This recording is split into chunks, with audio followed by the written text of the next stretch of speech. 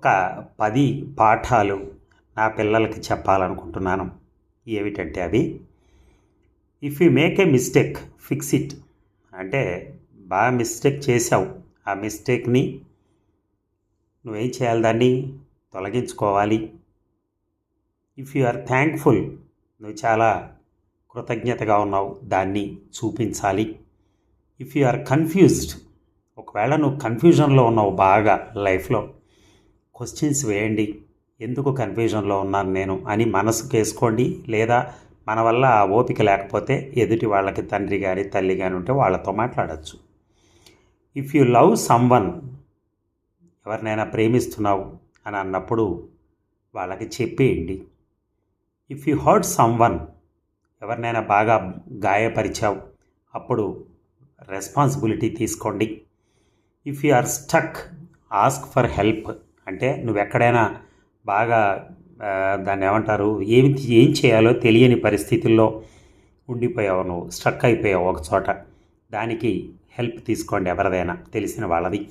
If someone needs help, ఇంకెవరికైనా help కావాలి, వాళ్ళకి హెల్ప్ చేయడానికి ప్రయత్నించండి.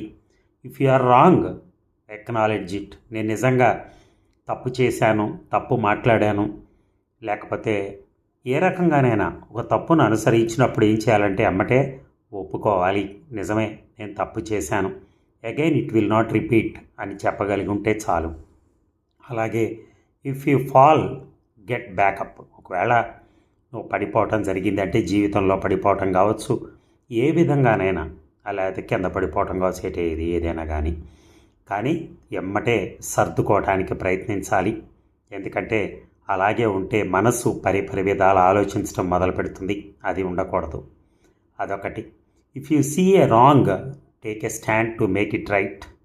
నువ్వు నిజంగా ఒక తప్పును కనుక చూసినట్టయితే ఆ తప్పుని చూసి వదిలేయకూడదు, వదిలేసి వెళ్ళిపోకూడదు. అది పెద్దరికం కాదు. అది నువ్వు ఎంతవరకు దాని గురించి చెప్పాలనుకుంటున్నావో దాన్ని చెప్పి ఆ పనిని కానీ దేన్నైనా కానీ రైట్ పద్ధతిలో నడిచేటట్టుగా, పర్ఫెక్ట్గా నడిచే విధంగా మనం చేయాలి. ఆ తప్పు పనులు కానీ జరగకూడకుండా అడ్డుపడాలి. అదండి. ఇవన్నీ కనుక చేసినట్టయితే, పిల్లలకి మనం చెప్పినట్టయితే ఒక మంచి వాతావరణాన్ని మనం ప్రపంచానికి అందించినట్టుంటుంది, ఒక మంచి మనస్తత్వాన్ని. దానివల్ల ఏమవుతుందంటే ఆయన ఇంకా చాలామందికి చెప్పగలుగుతాడు, ఫ్యూచర్లో ఆయన పిల్లలకు కూడా చెప్పగలుగుతాడు. అలా జరగటం వలన సమాజంలో జరుగుతున్న ఎన్నో రుగ్మతల్ని మనం ఆపచ్చు. Thank you.